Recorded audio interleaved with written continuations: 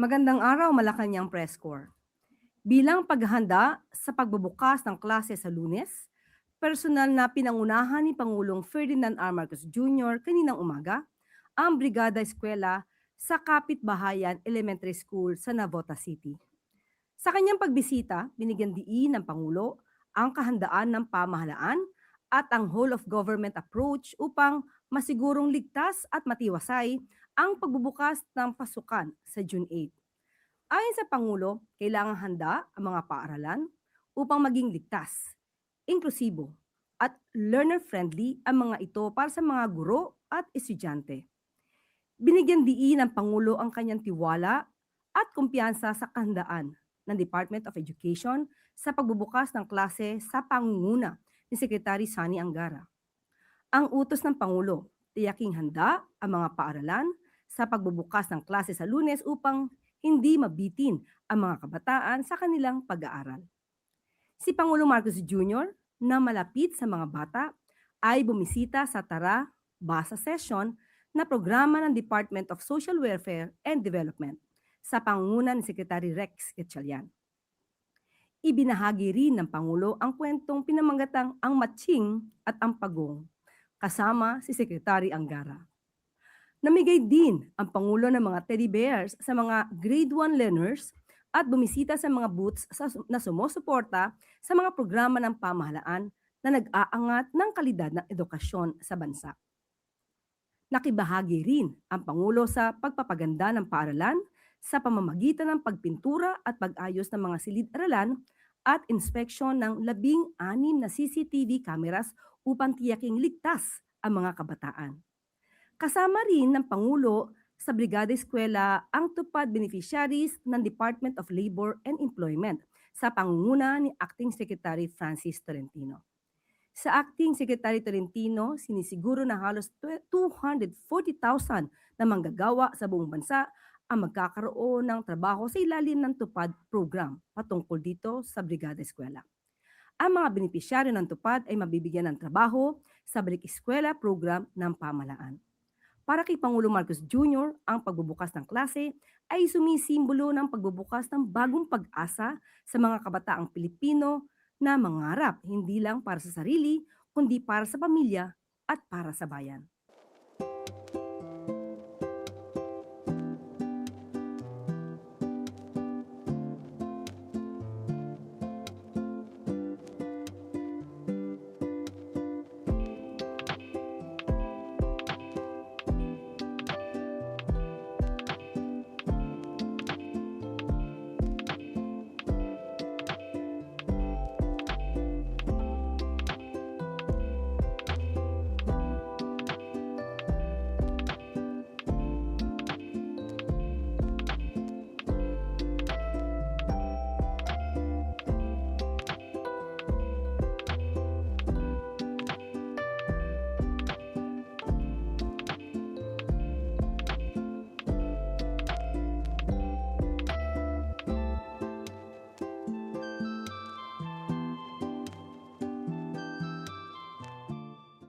Upang mas lalo pang lumago ang ekonomiya ng Pilipinas, Pangulong Ferdinand R. Marcos Jr. hinikayat ang mga negosyanteng Vietnamese na mag-invest sa bansa.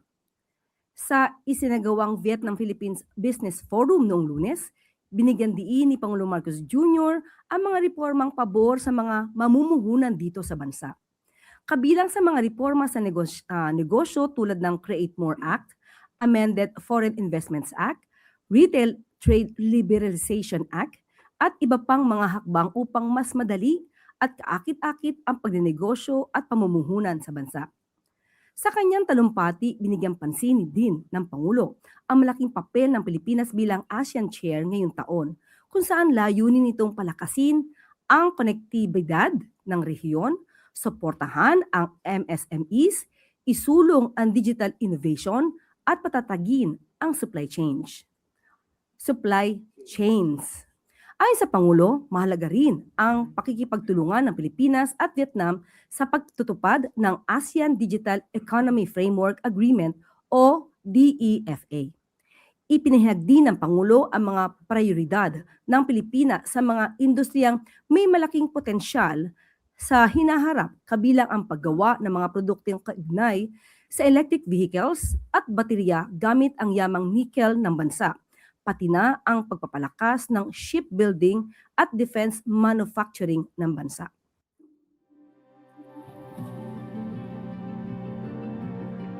This gathering is an affirmation of our shared conviction that nations prosper when they work together.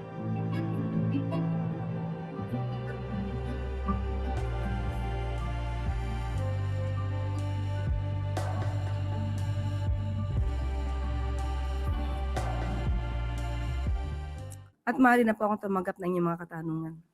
Unang tanong mula kay Rafi Ayeng, Daily Tribune. Hello. Good morning, Yusek. With the onset of the rainy season, nauuso na naman po ang sakit na dengue at isa ang Pilipinas sa may mataas na kaso ng dengue cases and deaths sa Asia Pacific. Are we expecting an approval of a dengue vaccine? In particular po yung inirecommend ng World Health Organization na Kedenga dengue vaccine manufactured by a Japanese company, Takeda. Okay, meron pong ibinigay na mensahe at komento ang Department of Health patungkol po dito.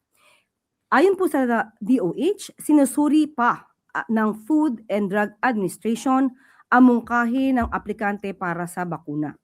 Sabi kasi ng nailathalang datos, pinakamababa ang talab ng PAK 003 o Q-Denga sa mga batang 4 to 5 years old kumpara sa 6 years old pataas. Sabi rin kasi ng datos na hindi maisasantabi ang maaaring mas magkaroon ng malalang dengue serotype 3 sa mga nabakunahang hindi pa nagka-dengue dati. Sa ating bansa, dengue serotype 3 ang madalas na kumakalat.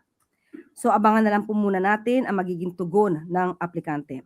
Samantala, the World Health Organization itself in its position paper on dengue categorically states that vector control remains the main means for the control of dengue. Sa madaling salita, kapag walang lamok, walang dengue. Kaya mabisa ang kampanya na isinasagawa ng DOH sa pamumuno ng Secretary Herbosa na tuwing alas 4, ugaliin ang taob, taktak, tuyo, taki para kontra dengue. Sa katunayan, mas mababa ng 57% ang bilang ng dengue ngayong taon sa buong Pilipinas na 48,151 kumpara sa nakaraang taon na 110,924. So yun po ang mensahe ng DOH. And in the relation naman po sa rainy season, is the government ready naman sa inaasahang pagbaha muli? At itutuloy ba ng Department of Public Works and Highways sa mga natenggang flood control projects kahit questionable ang mga ito? Mismo si Secretary Vince Dizon po ang ating kinausap patungkol po dyan dahil nga nalalapit at lumalakas-lakas na rin po ang ulan na nararanasan natin ngayon. So ito po ang mensahe ni Secretary Vince Dizon. Tuloy-tuloy po ang paghahanda ng gobyerno para sa pagpasok ng tag-ulan. Hindi po pinapangako na hindi nababaha. Pero ang assurance ay nagtutulong-tulong ang mga concerned agencies to ensure na mas mabilis humupa ang tubig baha at siguruhin hindi ito natetenga ng matagal katulad ng dati. Yan po ang isinasagawa sa utos ni Pangulong Marcos Jr. kaugnay na rin sa Oplan kontra baha. Sa katunayan, may mga nakita na tayong positive effects sa mga lugar within Metro Manila na ginawa na natin ng intervention. Kabilang dito ang drainage improvement sa G. Araneta Avenue papuntang E. Rodriguez. Yung mga residente doon ay nagbigay na po at nagsabi ng positive feedback dahil nung nag-uulan ay mas tuloy-tuloy na ang pagbagsak ng ulan sa mga drainage na dati ay naiipon at siyang nagiging dahilan ng lagpas taong baha sa lugar. Ganon din sa A. Bonifacio Avenue at Taft Avenue, natapos na rin po ang drainage improvement projects at naibalita na rin na mabilis bumaha pero humupa ang tubig sa Taft Avenue at UN Avenue. Tuloy-tuloy din ang dredging activities. Hindi rin tumitigil ang DPWH since November 2025 na mag-clearing at declogging ng mga waterways. Mabilis din nade-deploy ang DPWH ng mga maintenance crew sa mga lugar na binabaha nitong mga nakaraang araw. So sa mga natetenggang proyekto naman ay tuloy-tuloy pa rin po at priority ito na tapusin ng DPWH. Sunod na tanong mula kay Samuel Medinilla, Business Mirror. Good afternoon, ma'am. Kung hingi lang po kami ng update kung may ongoing investigation pa rin po yung DPWH doon sa mga flood control project anomalies na na-disclose ni President last year po. Sa ngayon po, nakausap din po ulit natin si Secretary Vince at sinabi po nila na ang kanilang mga na-sumiti or rather na nag-gather na facts ay isinabinti na po sa Ombudsman. So sa ngayon po, ang Ombudsman po ang patuloy na nag-iimbestiga dito. At of course, kung may makikita pa rin po silang iba pa na mga proyektong hindi gumagana, ito naman po ay kanilang iimbestigahan pa rin.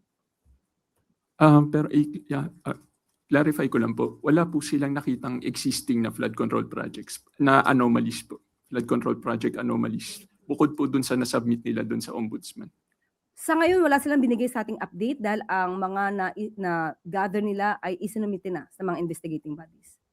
Tapos, yung pong na-inform na po ba si Pangulo dun sa info na yun dun sa flood control projects?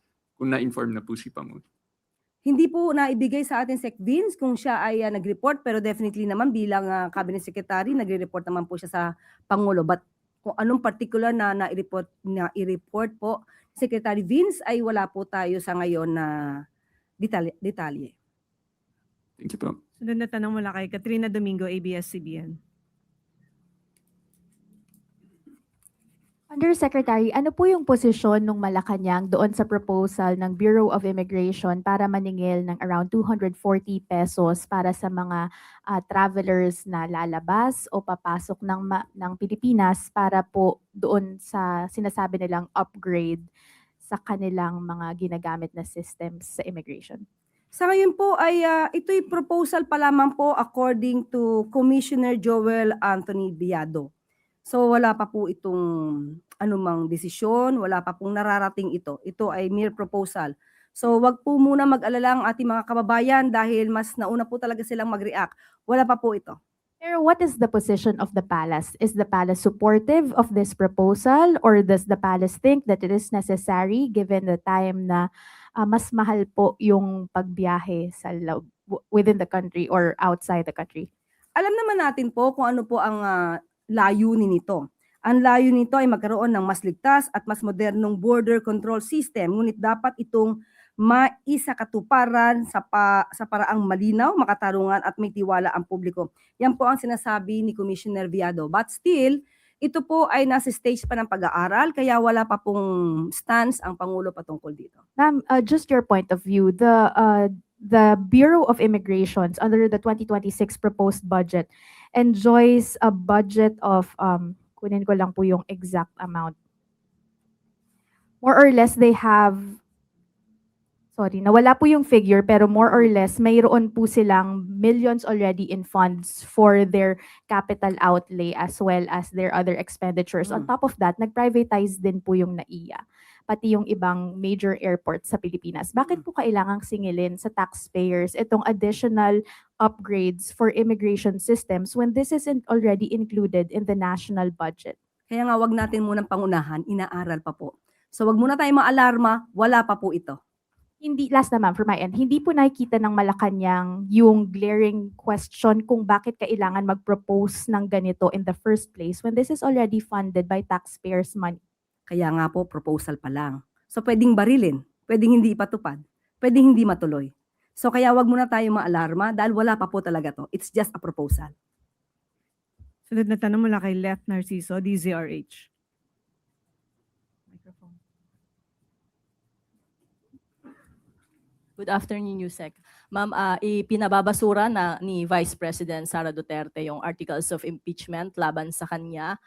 I understand that the palace's position on the impeachment is non-interference. Pero considering po yung mga lumabas na impormasyon sa determination of probable cause sa Kamara, ano po ang masasabi ng palasyo sa claim ng kampo ni VP Sara na, and I quote, none of the allegations sufficiently establish the constitutional standards for culpable violation of the Constitution, bribery, graft and corruption, high crimes, or betrayal of public trust. Unang-una po lumalabas dito sa kanyang naging tugon, hindi niya po dininay, walang outright denial ng mga akusasyon sa kanya. Katulad po ng di umanong paglustay ng confidential funds, pagbabanta sa buhay, lalong-lalo na sa buhay ng Pangulong Marcos Jr., pagtanggap di umano ng pera mula sa mga drug lords at mga unexplained wealth. Lumalabas sa kanyang tugon ay hindi niya to dininay at ang ginamit lamang niya na depensa ay mere technicalities. Bakit daw naipalabas o papaano nakuha ang mga ebidensyang ito? So ito rin po yung dati niyang ginamit na tugon sa House of Representatives sa Committee on Justice. Mas maganda po sana na mas maipaliwanag niya sa taong bayan itong mga inaakusa sa kanya rather than using mere technicalities to have the complaint be dismissed. So abangan na lang po natin dahil nasa kamay na po ito ng mga senator judges kung i-dismiss nila outright, forthwith, nang hindi nakikita ng taong bayan yung mga nais makita na ebidensya. Kung makiklear naman po ang Vice Presidente sa pamamagitan ng mga ebidensya at ito'y madidinay niya, mas maganda pong maklear niya yung pangalan niya at maipaliwanag niyang walang katotohanan lahat yung mga inaakusa sa kanya rather than using mere technicalities. Ibig po bang sabihin niya na kapareho po yung pananaw ng palasyo dun sa resulta naman ng survey ng Octa Research na 74% ng mga Pilipino ay pabor na ituloy ang impeachment trial? Kahapon ay sinagot po natin yan. Kung ano man po ang resulta ng survey, mataas man, mababa, ang kailangan po dito ay accountability, transparency, lalo na kung ikaw ay isang public servant. Pero muli, nasa kamay ito ng Senado at hindi po makikialam ang Pangulo sa mangyayari sa Senado. Taong bayan na lang po siguro ang maging mapanuri at magmasid kung ano mangyayari sa Senado. Sunod na tanong mula kay Ivy Reyes, Bilyonaryo. Hi, Yusa. Good morning. Yusa, can we confirm this information that Vietnamese President Todd Lam reportedly skipped and canceled his Senate visit due to the recent events in the chamber, which we know caught international attention? Hindi po siguro manggagaling sa amin ang tugon patungkol dyan. Mas maganda po siguro kung mismo ang pamahalaan ng Vietnam ang magsasabi ng kanilang tugon kung hindi man sila natuloy sa pagbisita sa Senate office. But from the president's Japan trip to Vietnam state visit, was domestic politics a concern raised by our ASEAN neighbors? Again. Was domestic politics a concern raised by our ASEAN neighbors? Sa Japan, And the visit of Vietnam? hindi po siya naging issue. Sunod na tanong mula kay Tristan Nadalo, Newswatch Plus. Hi, Yusek. Good afternoon. Initially, Malacanang welcomed the idea of Senator Jinggoy Estrada's voluntary surrender, but as the situation unfolded yesterday, you have DILG Secretary John Vic Remulla clarifying that the senator was arrested and did not surrender. There was also a video showing heated exchanges between Secretary Remulla and Senate President Alan Peter Cayetano. So for Malacanang, matatawag ba nating arrest o surrender ang ginawa kay Senator Jinggoy? And how do you view yung pagpasok po sa eksena ni Senate President Alan Cayetano sa pag-aresto po ulit kay Senator Estrada? Unang-una po, nais nating bigyang linaw ito.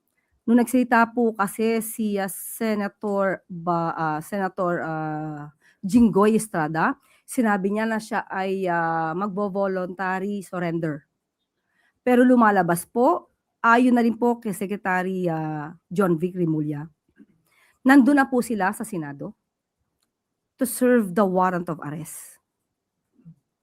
So mag-aaresto na po sila At humingi na lamang po ng pagkakataon itong si Senator Jinggoy na kung siya ay maaari pang magbigay ng statement.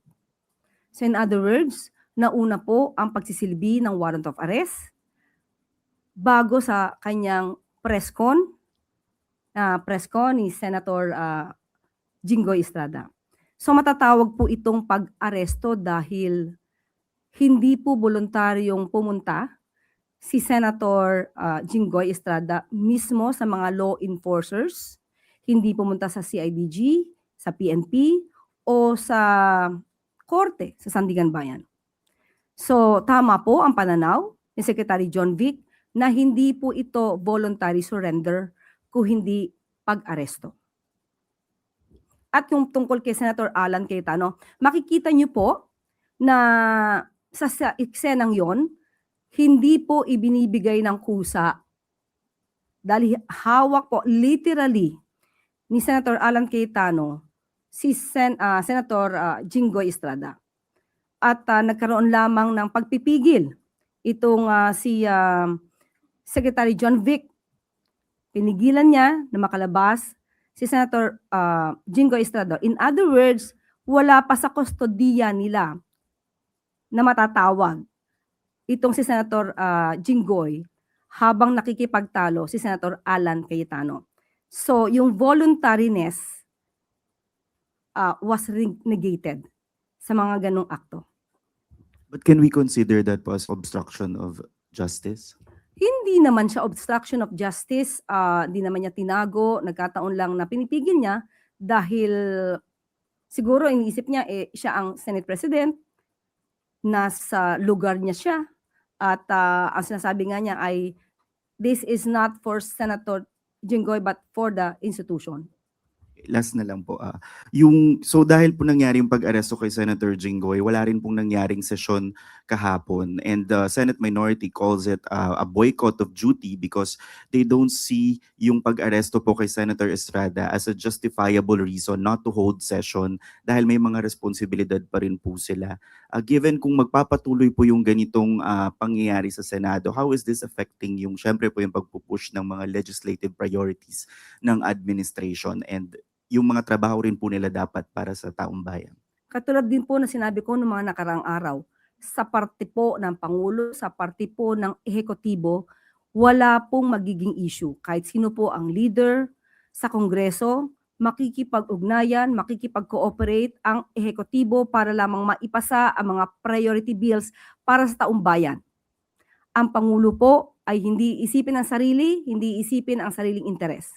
So yan po ang itanong natin sa Senado dahil tama po, hindi naman po kinakailangan na hindi magtrabaho kahapon dahil maski na po ang paghatid at pagsama kay Senator Jinggoy Estrada bilang kaibigan ay nararapat lamang. Pero hindi po kinakailangang talikuran ang sariling mandato para lang sa ganitong klaseng issue. Follow-up question mula kay Lizelle Pardilla, PTV. Good morning po, Yusek. Yusek, Senate President Cayetano insisted not to implement the warrant of arrest within the Senate premises, pero nangyari pa rin po. Would it set a possible precedent for possible future arrests sa mga senators to be carried out within the Senate if necessary, kahit po na pinapalaga ng Senate leader sa ngayon? Unang-una po kasi, alam naman po nila na kapag ang isang crime na kung ang isang senador ay involved sa isang crime at may warrant of arrest at ang crime na to, ang penalty ay maaaring imprisonment of more than 6 years, alam nila na pwede itong arestuhin. So hindi po nga kailangan na sila ay humadlang, mas magandang makipag-cooperate sila sa mga law enforcers. Yun po ang tamang proseso at yun po ang may paggalang sa bawat institusyon. Follow-up question, Ivan Mayrina, GMA7. Ma'am, sa statement na inilabas ni Senate President Cayetano, he is framing this issue as a battle for Senate independence. Ang implication po nito, may pakikialam ang executive, ang Malacanang, sa affairs ng Senado. Your statement. Yeah, that's right. Senate independence. Independence from what? Ano ba ang pinapalagan ni Senator Alan Cayetano. Saan ba nakialam ang Pangulo? Tama lamang po na i-serve ang valid warrant of arrest. Ang ibig po ba niyang sabihin kapag nagsisilbi po ng valid warrant of arrest sa Senado, sa mga itong klaseng crimes, ay dapat hindi isilbi? So yun ang tanong. So papaano magkakaroon ng pagtutulungan, kooperasyon, ang bawat sangay ng gobyerno kung merong magmamataas, merong hindi tutupad sa batas, at merong maghahari-harian? Hindi pwedeng ganun. Lahat po dapat patas. Sunod na tanong mula kay Left Narciso, DZRH. Ma'am, dahil apektado nga yung trabaho sa Senado, 2 araw na lang po bago yung Synergy adjournment ng Kongreso, may hinihintay ba ang palasyo na priority bills na dapat maaprubahan mula sa Senado? Sa ngayon, alam naman po natin kung ano yung mga priority bills, hindi lang 2, hindi lang 1, hindi lang 3, marami po. Pero kung ganito po nangyayari sa Senado, mahihirapan po talaga. Hindi lang mga Pangulo, kundi ang taong bayan. Apektado ang taong bayan dito. Pati po ang ekonomiya ay maaapektuhan sa ingay at gulo sa Senado. Last question mula kay Eileen Taliping. Abante tonight. Good afternoon, Yusek. Confirmation lang po dun sa lumabas na balita na meron ng bagong chief, ang PTV4. Meron na po ba? Siguro magbibigay ako ng announcement sa mga susunod na oras Oras. o araw. How about PBS and NIB? Meron na bang bagong epe? Magbibigay po ako ng announcement. Sa akin din po niyo ito madidinig. Okay, thank you, ma'am. Wala nang tanong mula sa Malacanang Press Corps. Dumako tayo sa regional media. Unang tanong mula kay Mia Magdalena ng Folkno. Mia Magdalena Folkno ng Mountain Beacon. As the administration pursues major infrastructure and investment projects, how will Malacanang ensure that indigenous people's rights, particularly the principle of free, prior, and informed consent, are fully respected and protected? Issue nga po ngayon yan. So mismo po ang NICP ang hininga natin ng tugon dito. At ang kanya pong tugon, ang National Commission on Indigenous Peoples sa ilalim ng Office of the President ay patuloy na nagpapalakas sa mga mekanismong nagpoprotekta at nagtataguyod ng mga karapatan ng mga katutubo sa buong bansa. Ang revised 2026 Free and Prior Informed Consent Guidelines na binuo kasama ng mga indigenous cultural communities and indigenous peoples and key stakeholders ay sumasailalim at sumasalamin sa pagsisikap na palakasin ang mga panangga laban sa mga shortcut na pamamaraan at palakasin ang pananagutan sa mga implementing agencies sa pamamagitan na rin ng pagtatatag ng isang framework na binabawasan ang procedural redundancies. Ito ay tumatayo bilang isang kritikal na instrumento sa pagtiyak na magpapatuloy ang pambansang kaunlaran nang hindi binabawasan ang mga karapatan ng mga katutubo. Ito ay karagdagang sinusuportahan ng mga bagong transparency portal na sumusulong sa digitization at pampublikong pananagutan sa proseso. So sa utos ni Pangulong Marcos Jr., ang NCIP ay sumusunod sa hangarin na maipatupad ang masaganang katutubong pamayanan, sandigan ng pambansang kaunlaran. So yan po ang mensahe mula sa NCIP. Huling tanong po sa Caraga Region mula kay Clyde Hikilan ng AWR Hope Radio. Yusek, the Palarong Pambansa, which was held in the province of Agusan del Sur, concluded just last week. During the opening ceremonies, the President announced that the government would provide incentives to young athletes who win medals. Aside from these incentives, are there any other programs, support mechanisms, or forms of assistance being planned by the government to further strengthen the training, development, and participation of our young athletes who will represent the country in international competitions? Good news po ito. Ito po ay ayon mismo kay DepEd Secretary Sonny Angara. Ang sabi po niya, ongoing yung funding ng hundreds of sports clubs sa mga schools with the help of OP/PSC. May upgrading of the school exercise facilities din ang PSC na inutos po ni Pangulong Marcos Jr. Last year pa po ito inutos nung nagkaroon po ng inaugurasyon ang PSC facilities sa Ultra. At ang 3 grading period na ini-implement ay magkakaroon din po ng tamang oras, sapat na oras para sa mga extracurricular activities katulad ng sports at arts. So yun po ang magandang balita mula kay Secretary Sani Angara ng DepEd. Balik sa Yusek Claire. Maraming salamat. Alinsunod sa kautusan ni Pangulong Ferdinand R. Marcos Jr. na palakasin ang turismo at mahikayat ang mas maraming turistang Vietnamese sa Pilipinas. Isang kasunduan ang nilagdaan ng Department of Tourism at Ministry of Culture, Sports and Tourism ng Vietnam nung state visit ni President To Lam nung Lunes. Sa ilalim ng Tourism Cooperation Program 2026 to 2029, plano ng dalawang bansa na magkasanib na promosyon ng mga destinasyon, pagpapadali ng paglalakbay, pagsasanay sa mga manggagawa sa turismo at pagbabahagi ng pinakamahusay na mga practice sa sustainable tourism. Ayon kay Pangulong Marcos Jr., magtutulungan din ang dalawang bansa upang mapalawak ang air connectivity at madagdagan ang mga direct flights. Noong 2025, halos kalahating milyong Pinoy ang bumisita sa Vietnam, habang patuloy namang tumataas ang bilang ng mga turistang Vietnamese na nagtutungo sa Pilipinas.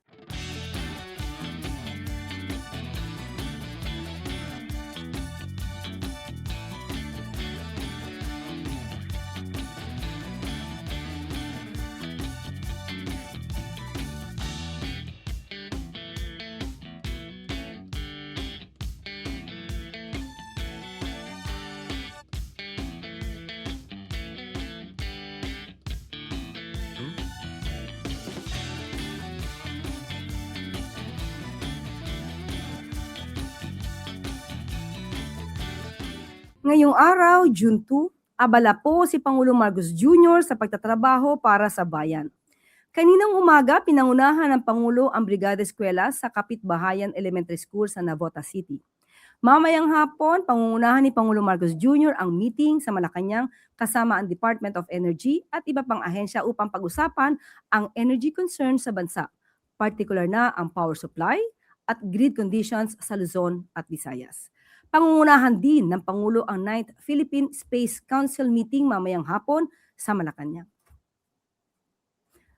Mga kababayan, lagi po natin tandaan, ang bagong Pilipino ay may pagmamahal sa bayan, may respeto sa batas, at may respeto sa kapwa Pilipino.